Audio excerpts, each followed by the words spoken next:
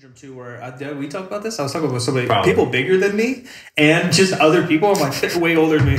So I was like, hang out with Brian Shaw. He's the world's strongest man. He's only like 3 years older than me, but he's 6'8", he's like 400 pounds. And I just feel like I'm walking through Vegas with my dad. You know? Hey, Dad. We were the same age. We could have been in high school together, and I just feel like I'm still 12. That is a crazy. I mean, I feel that same concept where like he's so big. I thought Brian was like. No, anybody, even Kyle. Yeah. Kyle's probably only a couple years older than us too, and I'm like, yeah, Kyle's dad. Yeah, I know. Because I'm over Kyle here. feels like everyone's dad, except and then he like goes into the playa and maybe takes some psychedelics, and you're like, oh, you're just a big kid. Yeah. At the end of the day. Yeah, hey, totally. Let's talk 80s movies because you said Breakfast Club. Wow. You said it's one of your favorite ones. I mean, I was born 90, so this might be challenging, but go ahead. Well, how did you discover Breakfast Club then? I mean, I feel like that's just Mike doesn't know about it. No, I know about it. I sort of hasn't watched it, but Mike's down with 80s movies. Yeah. Molly Ringwald is just like, I mean, she's just the woman. Iconic. I think it is one of the biggest classics ever. Yeah. Yeah. Okay. And I dress like them. So. Yeah. I saw the jacket. I see the AC/DC shirt. I was going to say, so name me then some of your favorite movies then. So that's like somewhere you like it. Yeah. Yeah. I mean, everyone's like, what's your favorite movie? And I wish I could like put out this like American classic that you're just like, yeah, what a great movie. But mine is like Ace Ventura, When Nature Calls. Yeah. When Nature Calls the second one? Yeah, the second one. Oh, the second where he gets born out of the rhino and so forth. Yeah, that's great. Dude, that guy's amazing. He's so good. Like he's so good. And I also like his transformation into who he is. Yeah, to who he is now. Yeah. What's the documentary? People think he's like lost his marbles. No, and I'm like, he's more sure of himself. Totally. Yeah. Like he's not getting lost in to the abyss of what Hollywood is. And like he's actually speaking his truth and saying that he's confused about life and not sure, like, is this a dream? Like what is everything? Why are we here? Yeah. And everyone's like, oh, Jim Carrey is losing his marbles. I'm like, no, he's actually not. He's being like more introspective and actually is valuing things that matter versus all the BS. Yeah, I think he's like an honest genius, and that's probably why he's a little bit tortured, and that's why he talks that way. What's the movie that he plays?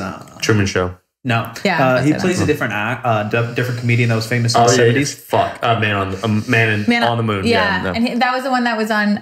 It was the one on Netflix. Did you see the documentary on that? Yeah, so good. I was sitting there watching that with my family. I think I was with my sister, my mom. Andy. Yeah, see, I told you about one name, but I could picture the guy's face. Yeah, and I could picture that whole movie, the entire movie. Yeah. But it's behind the scenes basically of how that movie was made, and Jim Carrey literally plays that dude like his whole life. He's hitting on his wife. Like he's hitting on this dude, this dead dude's wife. Like he owns the character like 24/7. He pisses off the wrestling. It's so bad with names. That's like with Jerry the King Lawler. Yeah. Oh my God. That's the real thing that happened. So he pisses him off. So it happened in real life, but then Jim Carrey does it again. It actually pisses him off because he wants to get that reaction on camera. Like he's yelling at his fucking manager who's not his manager. He's nuts, bro. He's smoking cigarettes like a motherfucker he never smoked. So people talk about people like transitioning or whatever. I knew Jim Carrey was a good actor, and I think comedians have an easier transition to being a serious actor than the other way around. We're actually in Dumb and Dumber. There's a look in his eyes, and he talks about this because he's a Canadian boy. Where he talks about growing up. Basically, he had a middle class upbringing, but then his father lost his job, and that entropy that then occurred, the destitution that they felt from having to not having, where they started living on welfare, and there may have been mental instability or just a situation from the number one breadwinner losing his job, not having any money whatsoever, and then now they're like super poor, all that stuff. But he just saw that break that happened with his family, and it traumatized him, and he's carried that forward. And that's why he has a look in his eyes sometimes where I'm like, man, I see that and I feel it and I understand you. We're in Dumb and Dumber, just a comedy movie, where he tells his buddy in that movie, he said, I'm tired of feeling like a loser. And there's like tears in his eyes, and he's looking at his buddy, and I'm like, oh, Jim, like that's a real look, man. Like so you didn't it's like he's a comedian. I'm like, but this guy's out acting other people. And I feel people talk about, we've spoken before on the podcast, I think Will Smith is a fine actor, and I'm not trying to compare people. I think Jim Carrey, however, doesn't get enough credit for how good of an actor he's become. That's because even though Ace Ventura is genius, it's because of the era, right? Like Adam Sandler, like Billy Madison, like it's just so goofy comedy for the era. Movies, Mike. I know, Eternal Sunshine of Spotless Mind. Sure, I just watched that last week. But that's why he doesn't get that credit, because it's the era of comedy he was made in. But that's kind of like what everyone has like this mask on when you first meet people, and they think that they know you, especially with social media nowadays. Like every time I meet someone who, like, I don't know, is a follower or whatnot, they're like, wow, you're so different in person. And I'm like, man, I try so hard to portray, like, just be yourself. I just want, I like, life is not very serious, but like you always put this, whatever people view you from, and they think like you're not, you're either too playful or you're too sexy or whatever. We get that a lot. You guys are way too sexy. We've been called Seriously, hot guy tone babes. it down. Yeah.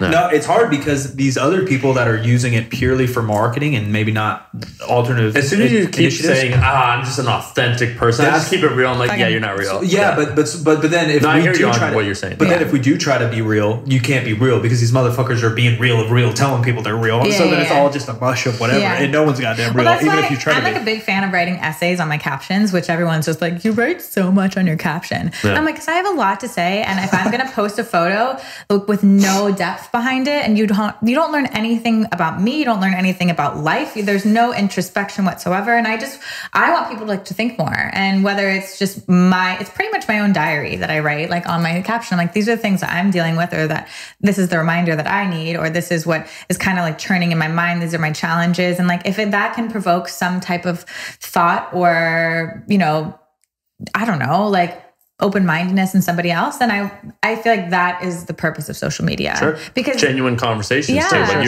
you're actually posting something from the heart. Yeah, and I love when people like actually genuinely respond with like, this is, I really need this today, or like their own life story, or they DM you afterwards. I'm like, this is what it's all about. Like, otherwise, if I have a sexy photo of my butt, which is fine, do whatever you want, like flaunt what you have, but just like maybe, combine that with some type of like depth and value. I think you need a podcast, and I think you need to only have the guests you want on, because doing it all for 7 years, I remember 7 years ago saying this is going to be my career and diving into all this. Instagram's just like the thinnest layer. It's just hard, like we said, because there's so many people trying to be real. Then we do a lot of YouTube, him and I, and that's like a next layer, but it's still so edited. So some people are real again, but some people are faking being real. Yeah. But podcasts, you can't fucking fake. Yeah, you can't. Yeah, there's no way. So YouTube, we're not doing shit. So I like YouTube's my bread and butter. That's what I've done for so long.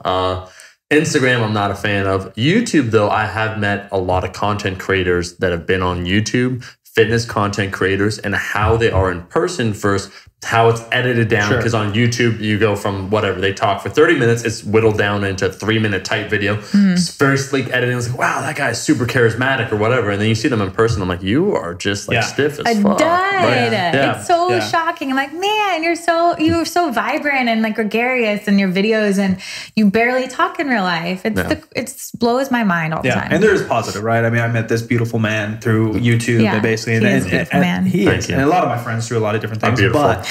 But you are beautiful. I didn't feel that way before. Remind yourself. I know, I need one of those. It's the best sticker ever. But podcast is the best. Podcast is the best because it unveils that onion for people, and it's going to be really hard. Even a PR trained person is going to have a real difficult time talking for an hour, 2 hours without getting inside. I think one of the best pieces of advice that Aubrey gave me recently is because I always try to monitor or edit what I say, like just out of perceptions of what people are going to feel, whether it's like how I talk or using curse words or how I dress or my nose ring, some things that like people criticize. And he told me, he goes, you want your followers or fans or your audience to be people who you would consider friends. Yeah. And so if you're appealing to an audience that you wouldn't hang out with in real life, then you're not doing anyone justice. You're not doing yourself justice. You're not doing them justice, because it's all of this facade that you're building up that like when it comes down to having workshops and meeting them in real life, you're not going to want to talk to them. You're not going to have anything to talk about, versus like if you're just 100% yourself and you just put everything out there, when it comes down to like meeting people in real life, it's like you have so much depth. You want to hang out with them. You want to go grab drinks with them. Yeah. Like those are people that like, that's your circle. That's your crowd. And like, whether that's solely through an internet or social media platform, it doesn't matter, because like it's a real solid connection versus just trying to be something that you're not. Even business-wise, that works. Whether you want to be, hopefully, at least this is how I think him and I work, but we could be self-justifying. We want to make money, but everything's a business. But we want to help people along the way. We don't want to just put out bullshit. But from a business standpoint too, if you're fucking faking it, you can only fake it so long, and eventually you're going to get called out. You're going to meet in person, and they're going to call you out, and you're not going to be able to sell the things you want to sell, or the services you want to sell, or the knowledge you want to sell, or the whatever it might be. If you're just fucking faking the whole thing. I mean, you would think that, but I've seen a lot of people who have like massive followings and make tons of money. We know them all, and they're like, and dead on the inside. What? Yeah. And I've seen it. You don't even. I call it dead behind the eyes. Is the look. Yes, you talk to them in real life, and they're like a robot, like kind of just like regurgitating like shit that they're doing, and their funnels and what they do.